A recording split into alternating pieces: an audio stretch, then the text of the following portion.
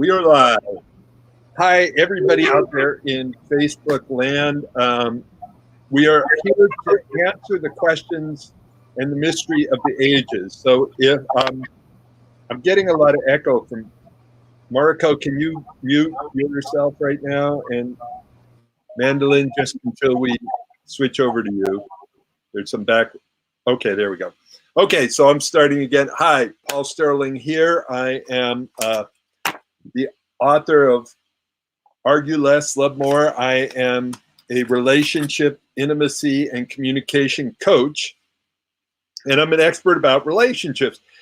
And I also know that the feminine, there's a whole other world. And what I thought I would bring on is I would bring on experts in the world of the feminine, what they want and don't want from the masculine, what opens them up, what opens their heart up, what shuts them down, what causes them to want to be with you, and what pushes them away. So I thought I would get some answers from people who are experts in this field. Some women who I consider brilliant and who study this, and we're going to hear from their heads and from their hearts. And yes, and this is part of a combination of Love Coach Academy, Scott Katamas, put together with me and Debbie G. And if you look at behind me, I am sort of the I'm the love mad scientist. Like I try to figure out the systems and all of that. And Scott's super good with empathy and the heart.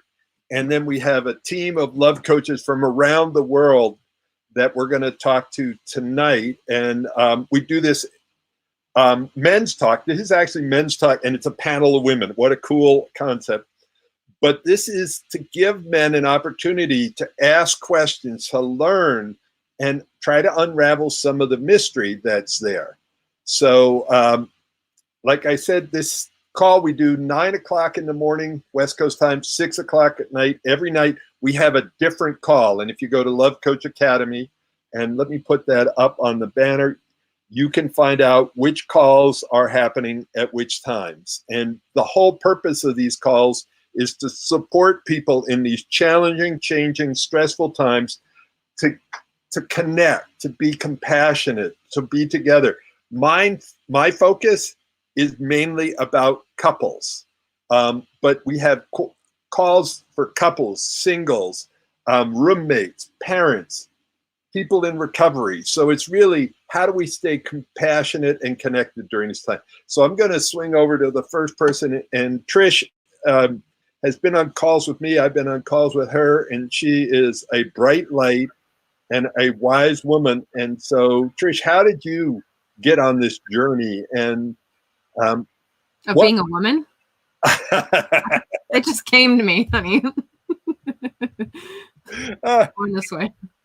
No, actually, to be conscious, to be compassionate, to dive in and decide that you wanted to learn something, not just accept it as is, but to study.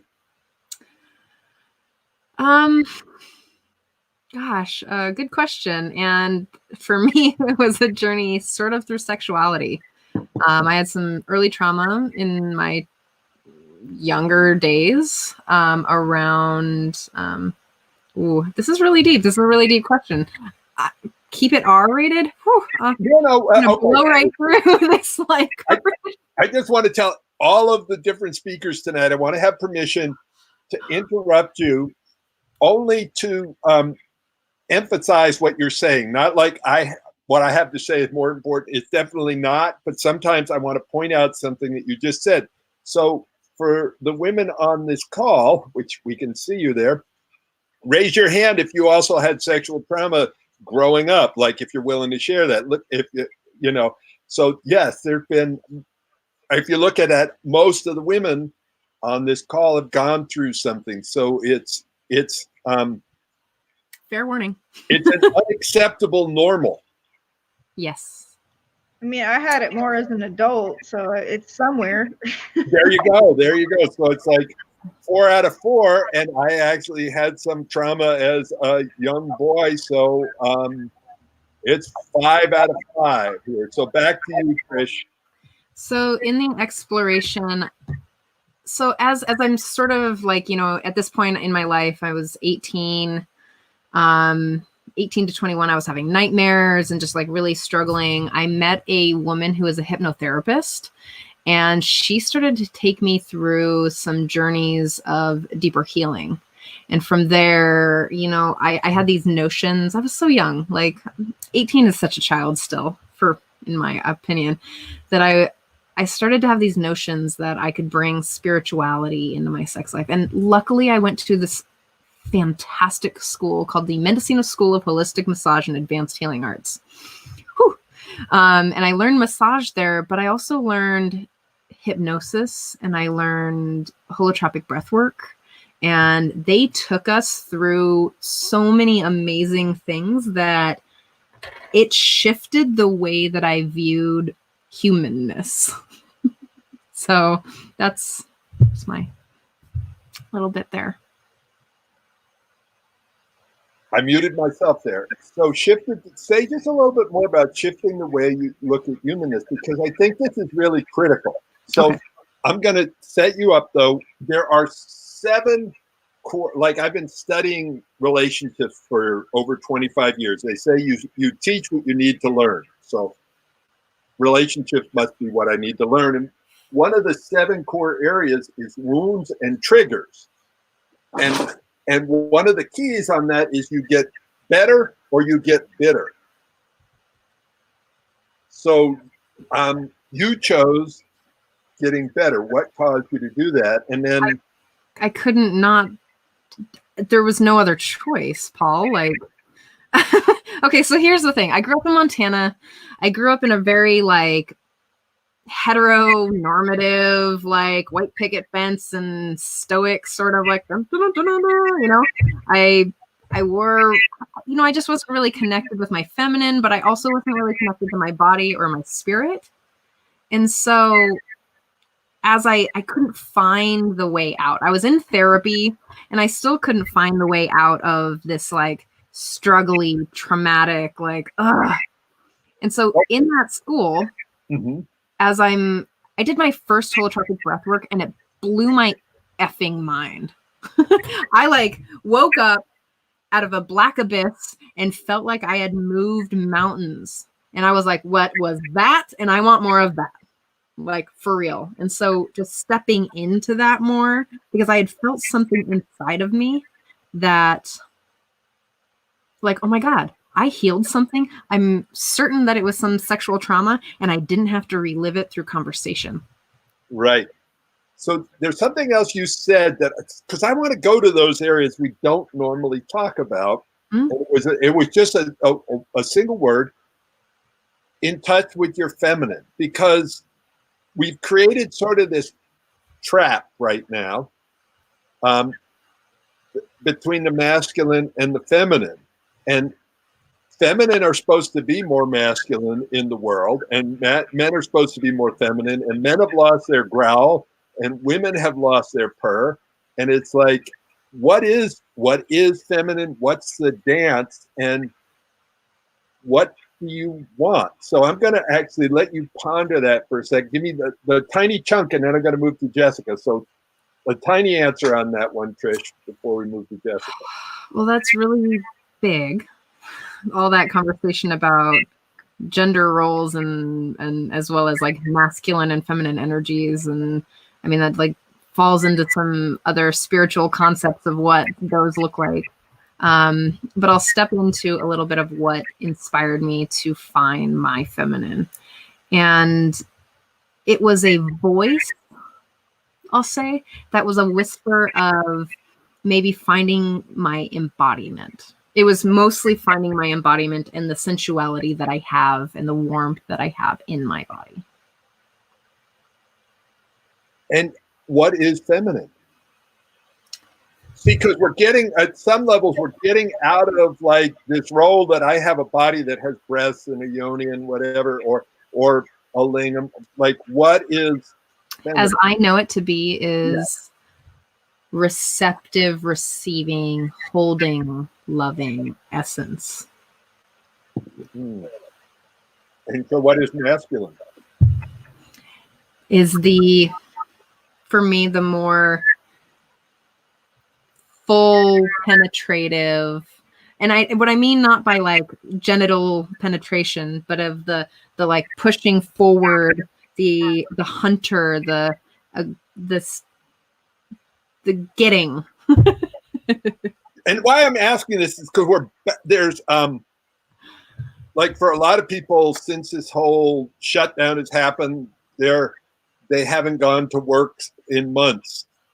I have taken a half a day off since this whole thing started because relationships are in turmoil because roles are being reversed and struggled with and trying to figure them out and what is feminine, what is masculine. So Trish, I'll come back to you. I wanted to bring in Jessica and work my way around and hear from everybody. And the idea tonight, just so that everybody's clear on it, is we're trying to look into the future because if this conversation was happening 50 years ago, I would know what a good wife is. I say this politically incorrect. I could be shot on this call for saying this, but she's a good child bearer, does laundry well, cleans and cooks. And so that's like the description of what the roles are.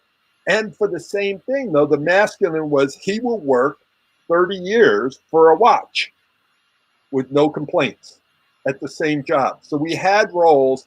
Those roles are no longer serving us. So Jessica, as I bring you in, it's like, what are the new, what do we want? What does the feminine want from the masculine? And how did you get here? Yeah, how did I get here?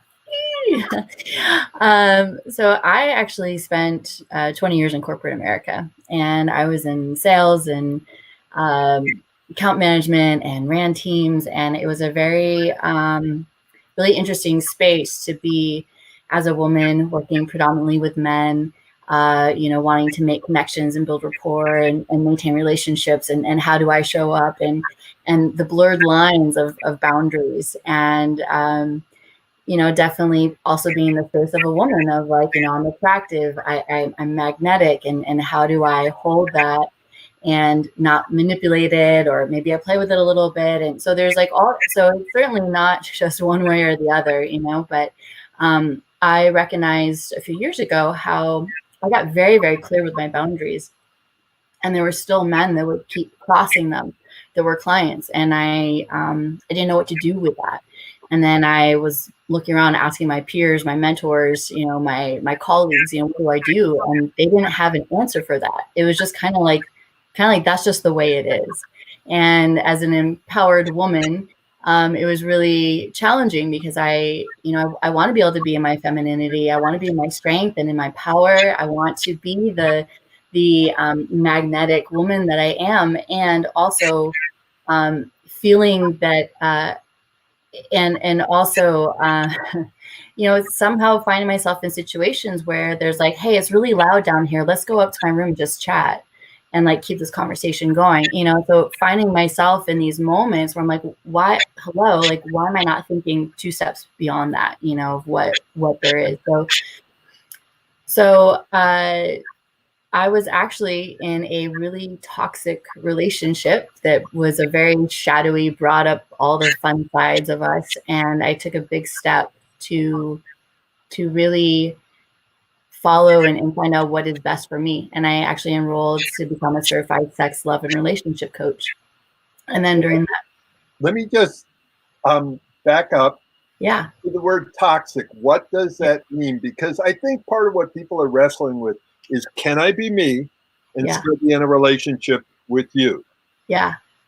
And so toxic is shorthand for something. And I wanted to hear just a little bit of what. So there's we had a willingness to do the work, but we didn't have the tools to do the work well. And he would say something to me that would trigger me. I'd say something to him that would trigger him. And we would just be triggering each other over and over and over again and have these huge blow up fights. And he was the TNT and I was the spark. And there was and then he had anger issues. I wasn't touching into my anger. So then there's this passive aggressive plus super aggressiveness, and it was very unhealthy. And he had been molested as a child, and he never got the help for it. So there's just like this uprising of issues, and then and it was a really challenging dynamic. And there's also that space where I knew a few months in that this wasn't good, but because he was so sure and he was so convinced that I was the woman that he was meant to marry, that I was like, well, maybe it's in my head, maybe I just don't get it. And so I stayed longer. And it just kept getting worse and worse and worse. And so there came to be this point where, am I going to choose me or choose this relationship?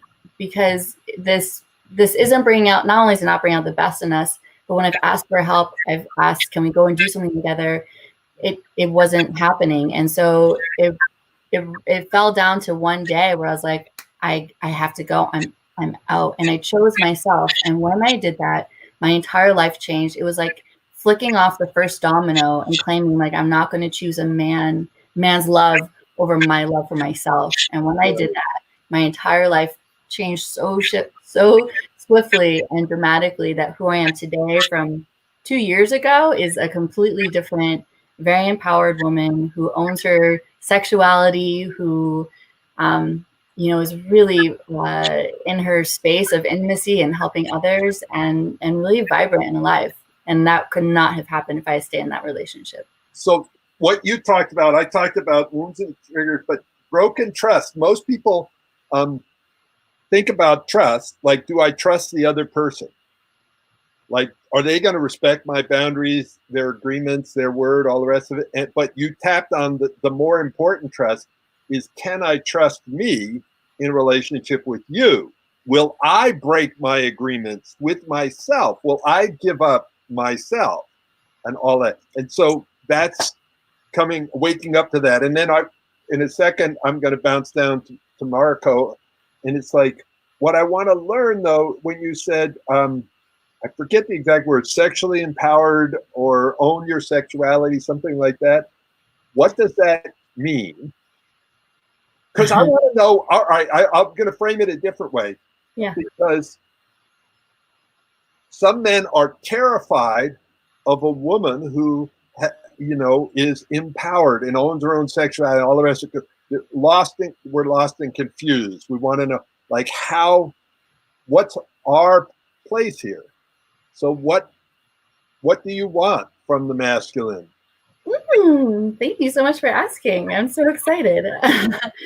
I'm actually dating a really, really beautiful man who has integrated his good part of his feminine energy, and how he shows up as a masculine is it's his presence and the container.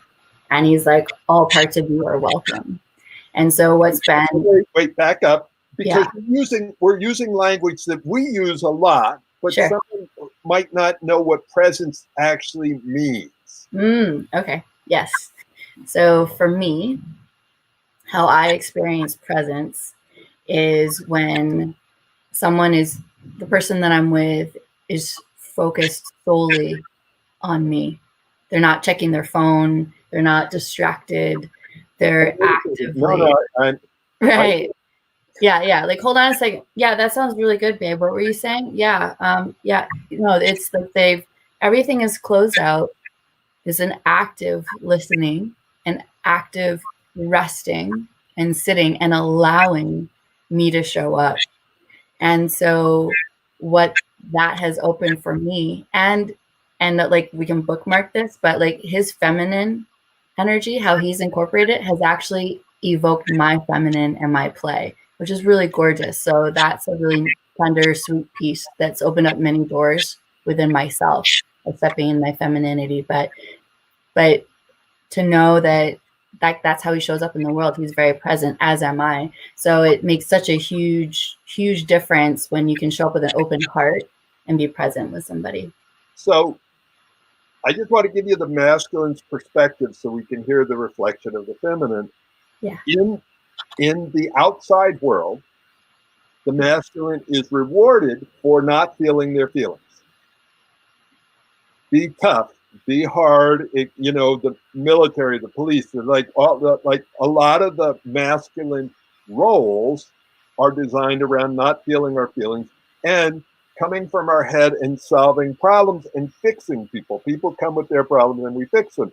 So I just want to say that that's how men typically approach. If the feminine is in pain, we're here. It's either our fault or our responsibility, and we're here to fix you. Because the more that you're in pain, the more screwed up a job we did. So I'm just bringing that up so you can kind of go, is that what you really want, Jessica, as a feminine, or any of you women? Do you want to be fixed? Yeah, I do not need to be fixed. And I think that we're calling on the men to say yes, like we're so ready and excited to tap into our hearts again, like that heart connection, because I know what I desire, and I can see it in other women around me, are the men that are connected to their heart, are conscious of their feelings, and are still primal. Like they're still doing the masculine ness. And trust me, when that fire, I was like, love it so much when they like just get in that thing, because I think there's also a lot of men who are afraid to tap into their fire because they see how much violence is going on outside the world. So there's also that where they've suppressed their actual fucking masculine fire that turns us on and turns us up, and they've crushed it because they've seen how much it's damaged others. So then there's also that balance of, as a woman, calling that forth in them, which is part of the surrender and the trust. Right, and bringing out their, I call it growl. So let me just look in. Christopher is saying listening is completely different than hearing. Abba is saying a good wife is irrelevant. The getting, the sacrificing, doing. Somebody else was asking about recovery. Now I'm not going to spend any time on it here, but there is one of the shows that we do is all about recovery. So you can check at the Love Coach Academy. And all right, and Mandolin, why don't you say something about that? You're waving your hand. Yes, there's somebody who just posted also about being equal doesn't mean women aren't men's responsibility. So we were kind of having a bigger discussion about gender roles in today's society, and it is definitely very confusing now because women are now expected to hold jobs and take care of the children and make sure their man is happy and clean the house, do the laundry, do everything.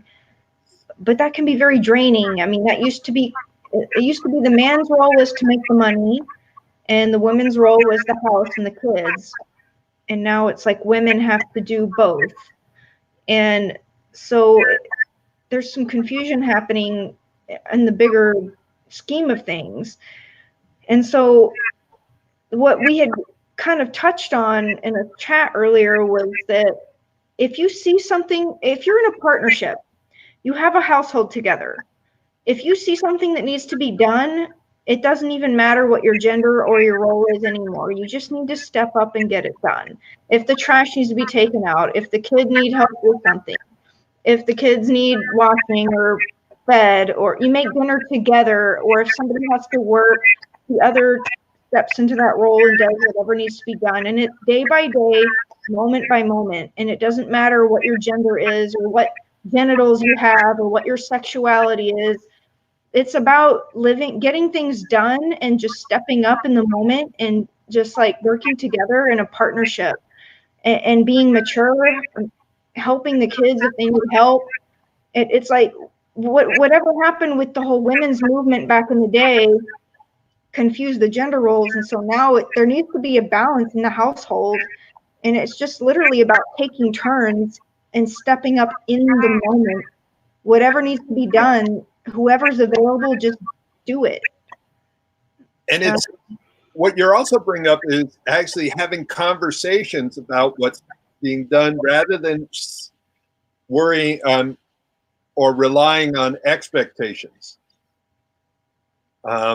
So it's like having the language to be able to talk about it. So how did you get on this path? And Marco, I'm getting over to you next. I thought I was going to get there a second ago, but let's follow the flow. Up. Oh, there you go. How did you get it? You're still with us.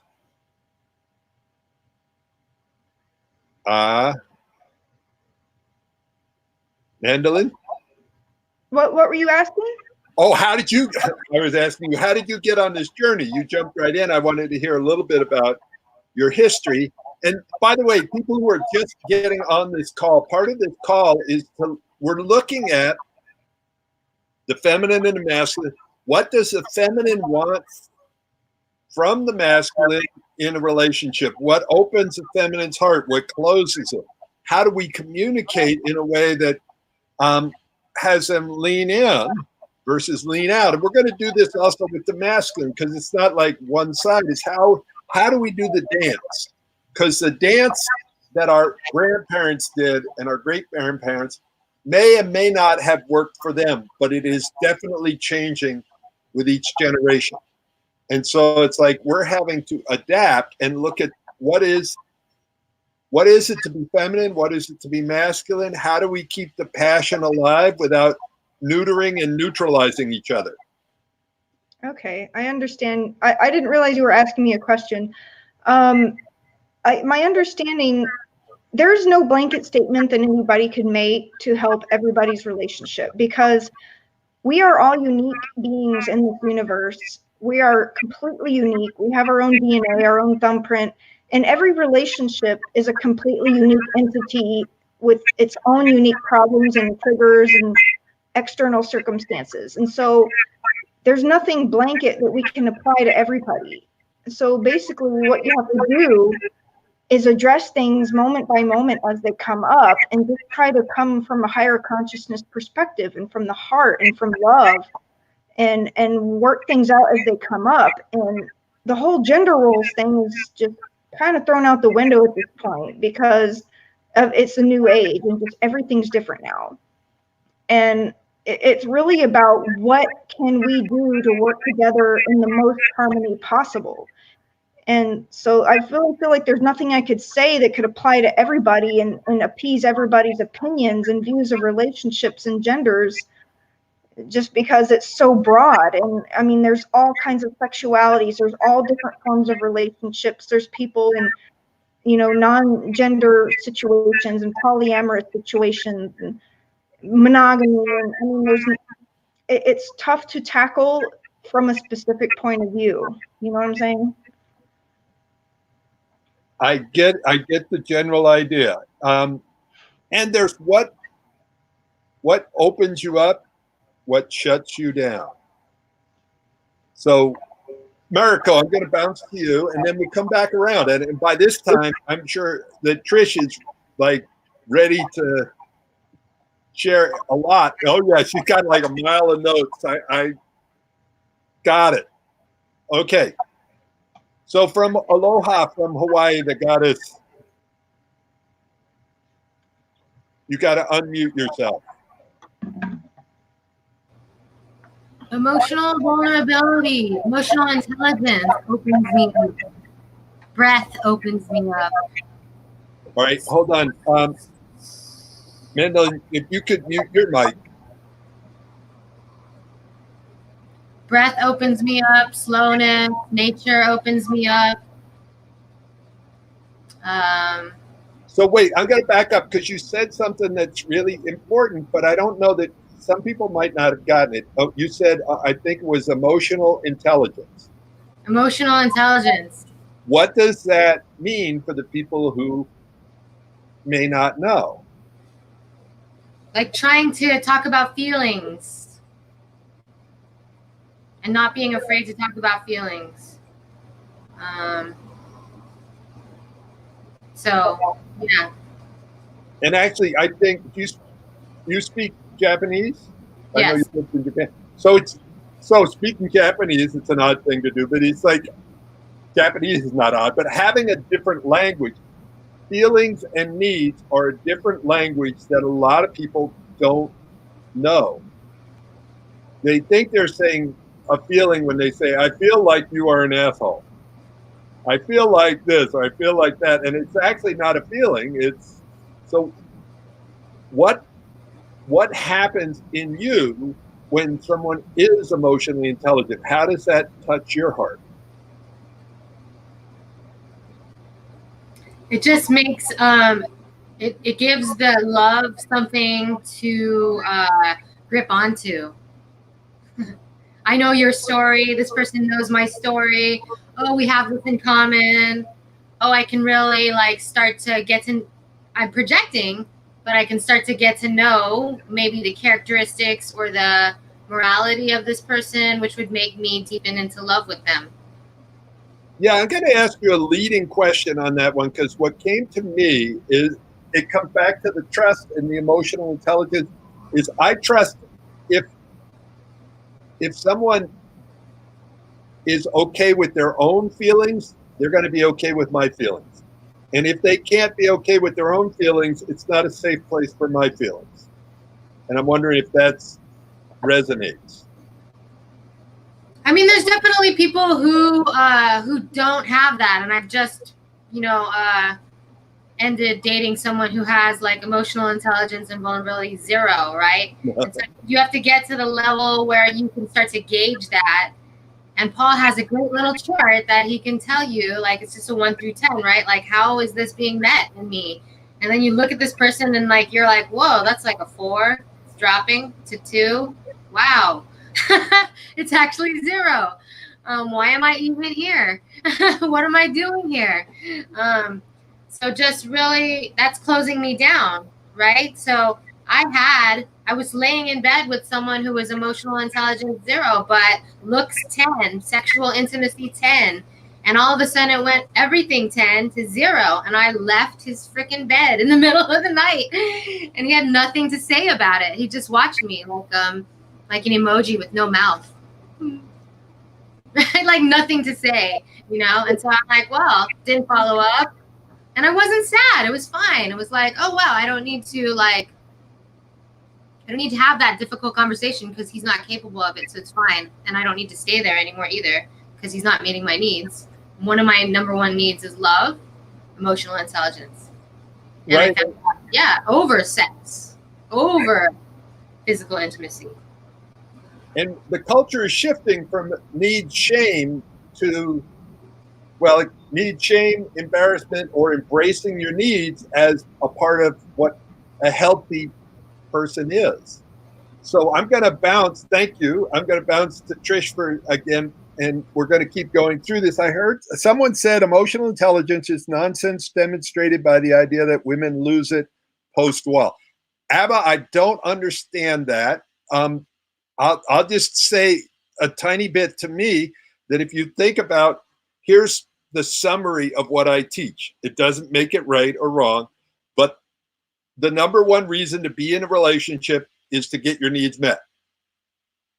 And when you stop getting your needs met, look at how many relationships basically are dead, even though they haven't died yet. They haven't been buried yet. But when you stop meeting each other's needs, and if my only need is about me, then I'm the narcissist. But one of our top 10 needs is to contribute to others. So why that's important? It's important to know what your needs are, and what emotions tend to be is the compass to let you know whether or not your needs are getting met or not getting met. So if your needs are getting met, they tend to be feelings that you enjoy more versus good or bad feelings. I'm not going to go that way. But when your needs are not getting met, you tend to have feelings that are less enjoyable. And the important thing is, if we cut off our feelings, it's like if our tooth was rotting away and we didn't have nerve pain, we wouldn't know to go to the dentist. So it's critical. Our feelings are critical guides. And the more that we can connect to them and embrace them, the better it is. So I better stop talking, because this is about interviewing the feminine. And I have a strong feminine. So that was my strong feminine coming out. Trish.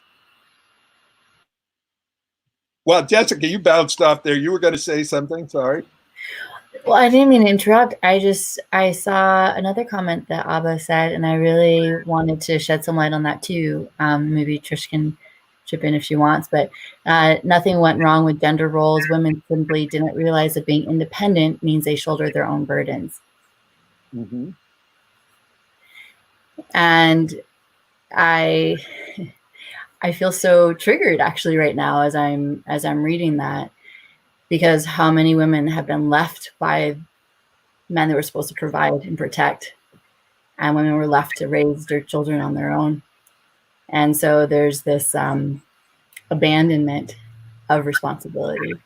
So it's an interesting, I can feel it. Like I can feel the charge in my body, like this, like, whoo, like, do you have any idea? Like, yeah, we're shouldering our burdens. We're doing everything we can to own our needs. And like Mandolin had said, like, okay, so I'm going to take care of the kids. I'm going to, do the clothing and the food. Oh, and turn my man on. Oh, and get sexy for him. Oh, and make sure that he's tended to, so he's not leaving the house finding something that he can't get with me.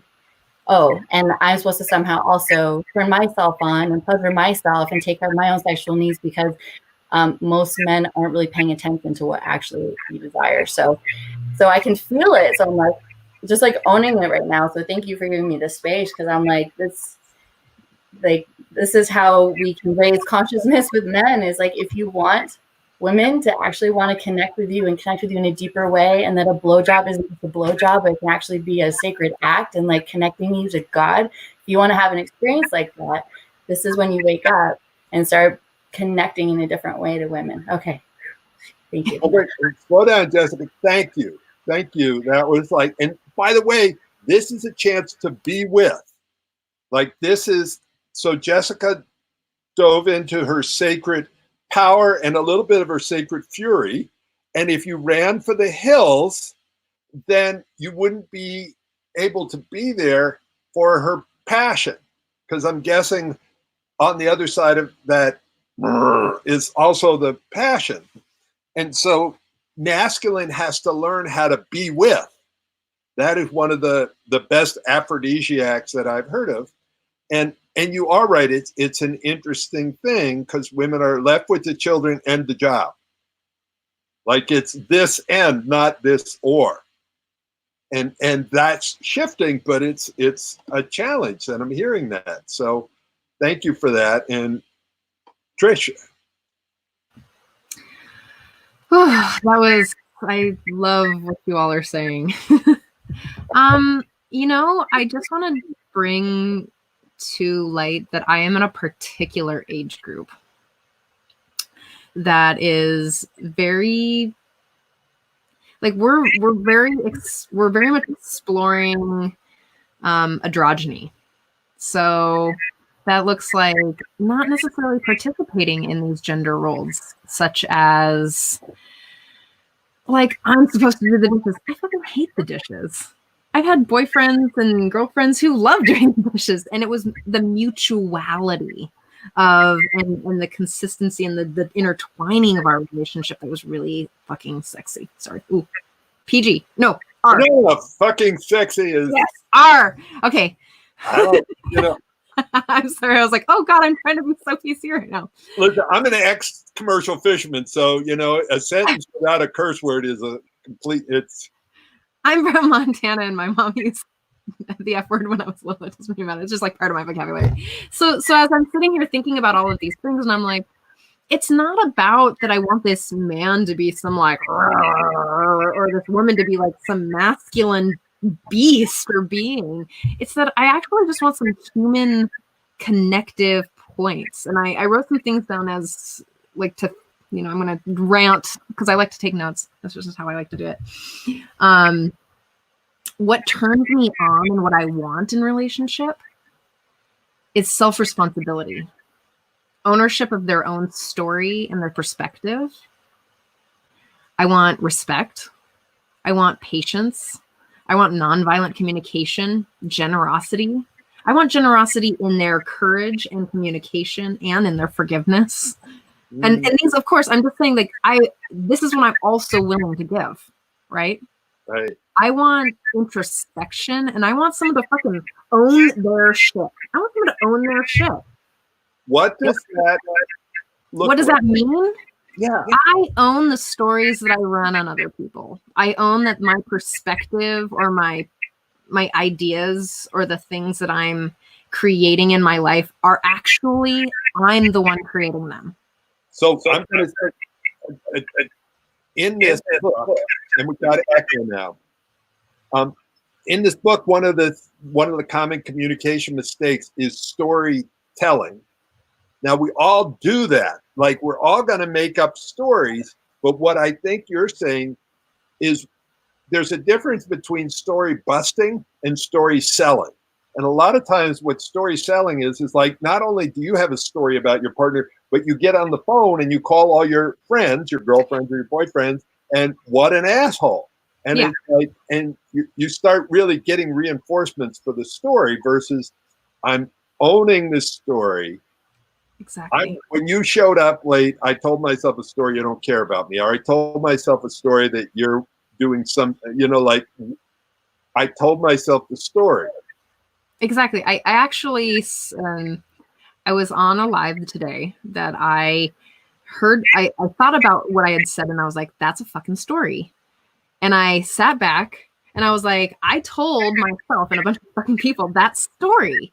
And I stepped back and I owned that. I mean, I don't know how to own it publicly now, but I'm trying to. But it's like, oh, I told myself a story and I told everybody else that story. And what was actually true is this is what happened. The real, without the emotion, this is what it is. So there's that. I like the conscious understanding that we're going to create the story. What Abba said is like, should men have the choice to refuse fatherhood as women do motherhood? I don't exactly know what that means, but I don't want children. And I also don't want to have someone who's going to show up in my life as a father. Like, I don't want the control. So let's talk about the shutdowns or the like when someone's really controlling or passive aggressive, or when they're so emotionally shut down that I can't even be honest and open about myself, right? Or judgment. Oh, that's if you want to make my pussy dry, that's the fastest way to do it. Like, and that's slams shut. So, one of my mentors, this woman, Allison Armstrong, and Jessica, we're going to bounce back around to you in a second. She talked about frog farming. And so I added frog farming and bitch building. So frog farming is where the feminine, when there are power differentials in a relationship between the feminine and the masculine, and it can go either way, what the feminine can do is emasculate the man, bring them down, all of the things that you say behind their back, and take away their oxygen, which is respect, appreciation, acknowledgement. What the masculine so that's frog farming. You find a prince and you turn him into a frog. What bitch building is you find this princess, whatever archetype you want to call it, and you objectify them. And you bring out that side of them that brings out the rage. So like we're doing this dance is how do we avoid bitch building and frog farming in relationships? So Jessica, what are your thoughts? And thank you, Trish. We'll keep circling around for as long as we got, because this is a brilliant group. Yes. So what is the question, Paul? I want to make sure. What's just alive for you right now? What has you lean into tough conversations, and what has you lean out? Yeah. This is juicy. So the guy, the man that I'm dating, we're having a very active, conscious agreement that we're here to grow and expand each other and to challenge one another. And that is a whole new level realm than anything I've experienced before. So I'm so grateful because it's a great reflection of where I am in my life and the inner work that I've done. And I'm recognizing some really juicy things. Like I have anxious attachment, and like my inner child pieces are coming up, and then there's shadow pieces too, which is super, super fun. So when I have this need to connect, I'm like, okay, is that from my need, from my heart? Is it from my inner child? Is it from my anxious attachment? Is it from my shadow? And so it's creating this like really interesting space. So for me, like I notice I'm learning through, and I love Alison Armstrong, by the way, like she's freaking brilliant. I really have been learning a lot from David Data's work and John Wineland's work as well, and how the masculine needs space and like breath and alone time. And for me, I'm the kind of person that I love connection so much that I soak it up. I want more. It's almost impossible to be told that there's too much of it. And so I know. Let me interject one quick thing, because you covered two areas I wanted to just give people an idea on. Yeah. One is if you draw a pyramid and there's 3 layers. So there's the very top, next layer, bottom layer. In the past, relationships were about survival. Survival's sort of the bottom layer. It doesn't matter whether I even like you or not. You know, it might have been an arranged marriage. It's all about survival of the entity called marriage or relationship. The next one is comfort. So there's survival, comfort, and then you brought up the third level, and this is not like good or bad, but the third level is growth. Yeah. And it's there's very different reasons to be in relationships. And my first divorce was not because we stopped loving each other, but it was, I don't know whether it's a defect or a good thing, but I was into growth. Like I worked for Tony Robbins Young. And she was into comfort. So us going to Hawaii for a vacation, my idea would be, let's go do the fire walk. Let's go be with a couple of thousand people and let's rock this. And she, let's go on a beach. And we loved each other, but it was like she stretched as far as she could towards growth. And I stretched.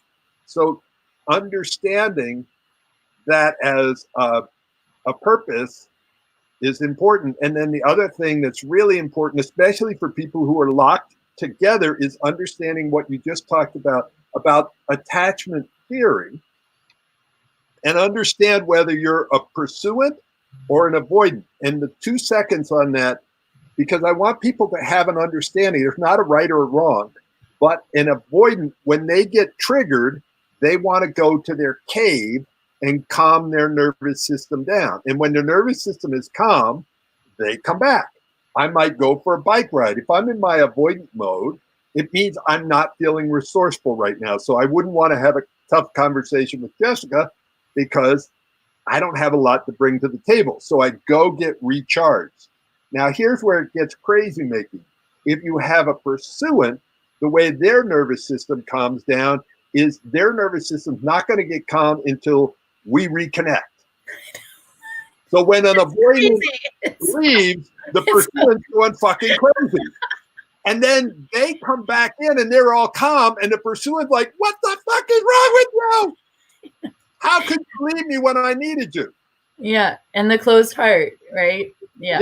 So the important thing is that may be a lifetime issue of dancing with it, but there are ways to deal with it, to like go, honey, I know you're triggered. I'm triggered right now. I need a half an hour of quiet time. I'm not leaving you. I'm not ending the relationship. You're the love of my life.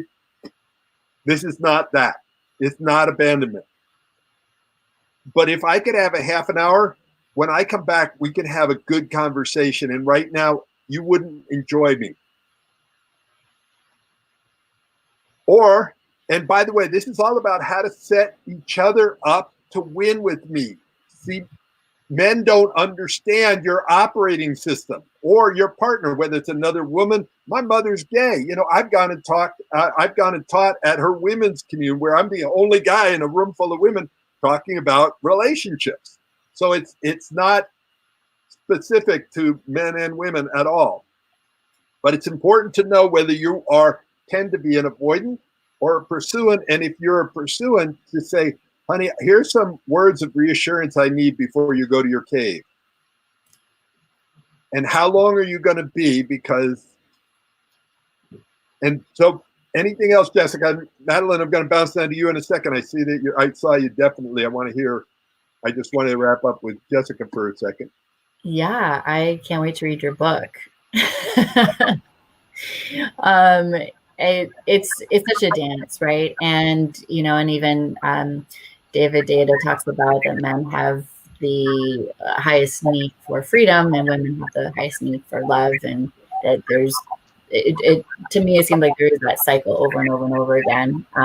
So it's just a really beautiful, important time right now to find out, how do we connect in deeper ways? How do we stay connected? How do we resource in ourselves? How do we not put our needs on other people while also recognizing we do have needs? And what is it that I can own? What's this something that I can ask for? How to request? And this is, and we can co-create anything that we want. Is just building that playground. So I'm going to end my question with you in 1 second. Do you work out? Do you go to the gym? Do you do yoga? Do you do anything? I mean, I do a few things. Yeah. Okay. So why I'm bringing this up is for people on the call to think about it this way. This is a relationship gym.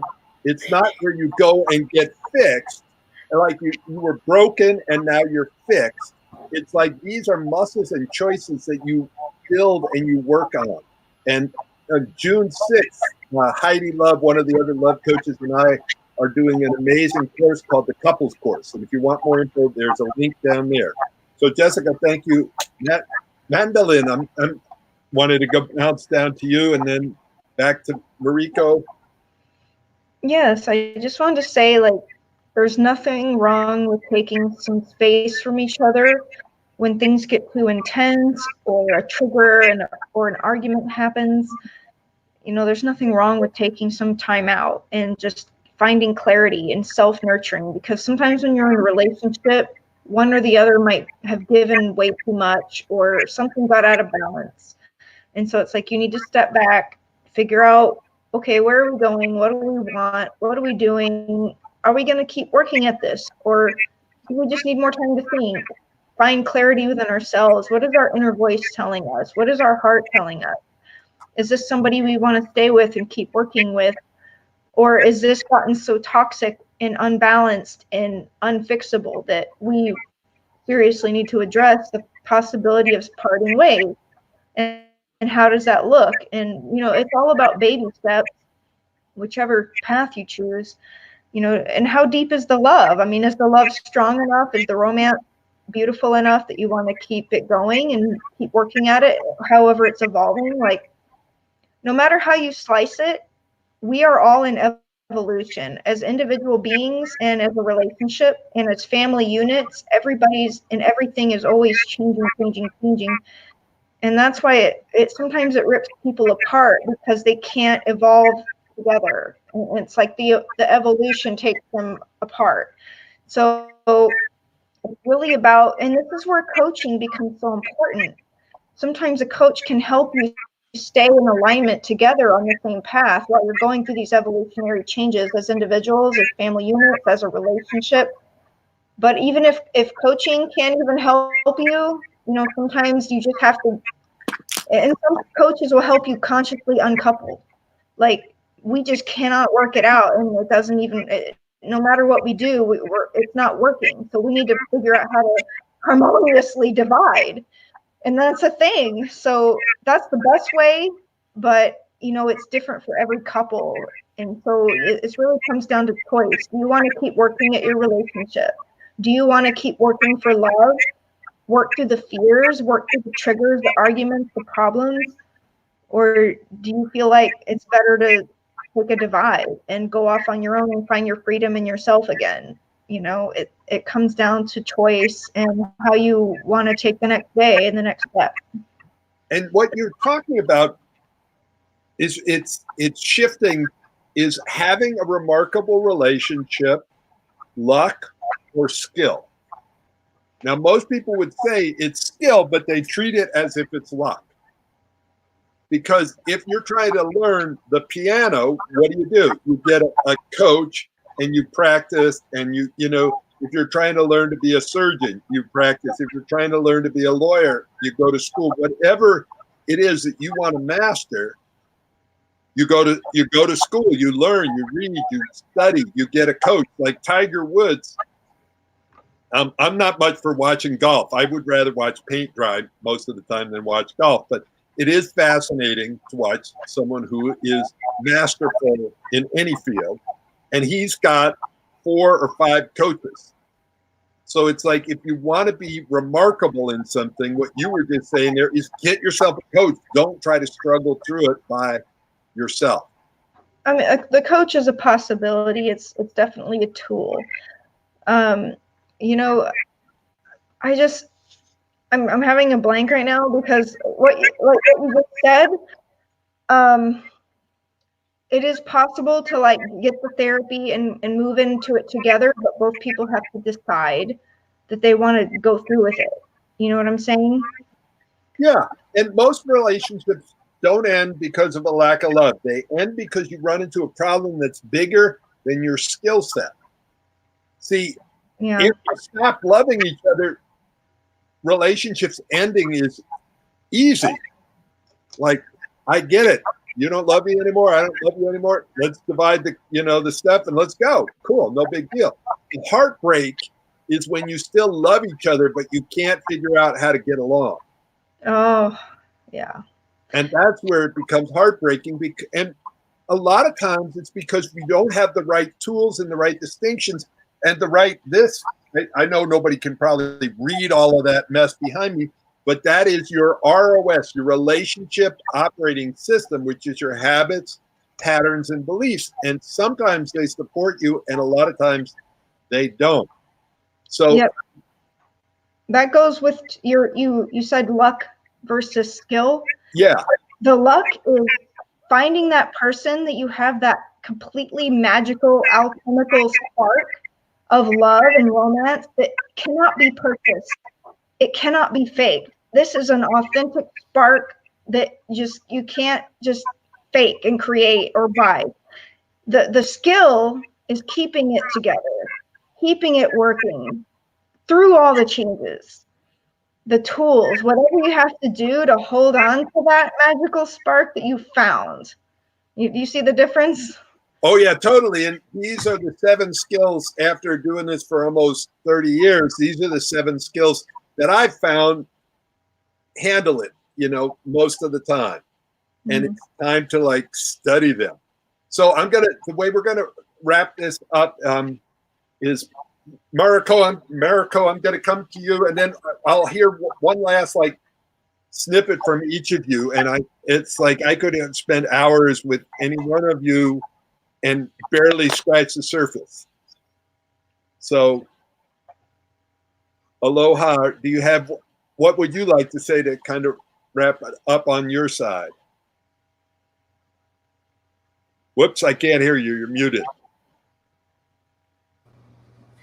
I used to say that luck was finding a guy with no felonies and a job.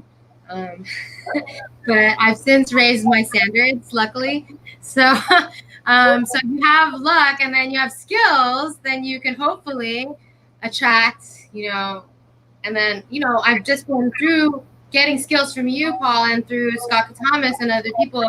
You can really like increase your perception, because even if you are right in front of someone and you don't have the skills, even if you're lucky enough to be right there, you might not see them, is what I'm seeing. Or conversely, you might be sleeping with them and married to them for 20 years and you didn't see that they never loved you.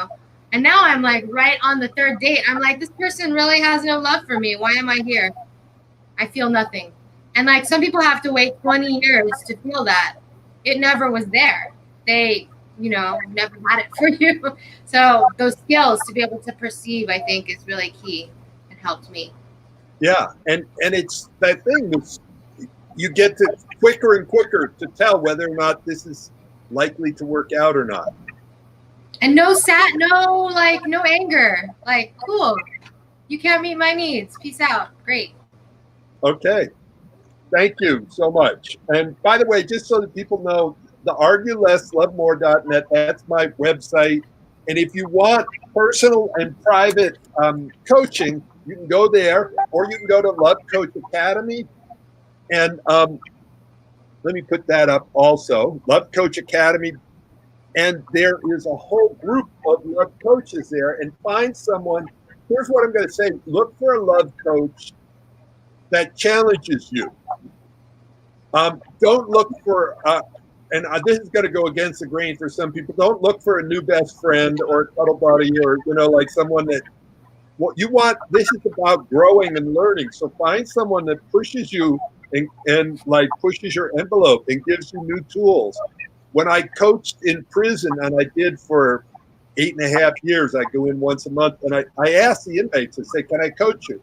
And they're like, yeah. I go, wait, before you say that, a coach is someone who tells you what you don't want to hear, shows you stuff you don't want to see, has you do stuff you're uncomfortable doing so you can have the life and the relationship you want. If you want a remarkable relationship, you need remarkable relationship skills. And to get remarkable relationship skills, or any skills to make them remarkable, you have to practice. Like, I know Trish is on, 2 or 3 calls almost a day. If she's not teaching, she's learning, she's growing. It's like, that's what this group is. That's why I chose this group of women, because if they're not teaching, they're learning, they're growing. And I thought they would have great insights, and I really appreciate the insights they've had. So Trish, it's like, it's the wrap up cycle. Okay. Well, I think that not focusing on gender specific definitions is really important in relationships, that focusing on wants and needs and being really clear and honest and upfront about what you, and just be, what you want and need, but also just being kind and generous and compassionate with each other is like the most important thing. Hold on one second, Trish. Is everybody that's not speaking right now could mute themselves, because there seems to be a bit of background. Yeah. So again, just like showing up in full respect and compassion and love, without all the like masculine, feminine stuff, and without the like marriage or this, just like showing up as human, loving, heart open, full on, respectful, compassionate, kind humans. Like, that's really it. Just human. Show up as a human with love. Thank you. Jessica, what is your wonderful words of wisdom? I have become a huge proponent of play. And I've gone from having a really like serious, and not to say they can't be intense, but I've really been open to coming from a place of play and curiosity, and learning how to dance in that, and to try new things and have different ways of connecting, and how can you create sexy dates and immersive weekends. And there's just all of this, it's so rich, when there's ways to be creative and find how to connect and explore and find new pieces of you, and to recognize that what your truth is right now in this moment may be very different a week from now or a month from now or tomorrow. And so how can we stand in our truths, meet each other with open hearts, be willing to receive the truth. And one of the biggest tools I've been really leaning into is truth and trust. So trusting that you can speak your truth, and that the other person can receive it, and that they can hold it and handle it, and that also trusting that you can handle how they respond as well.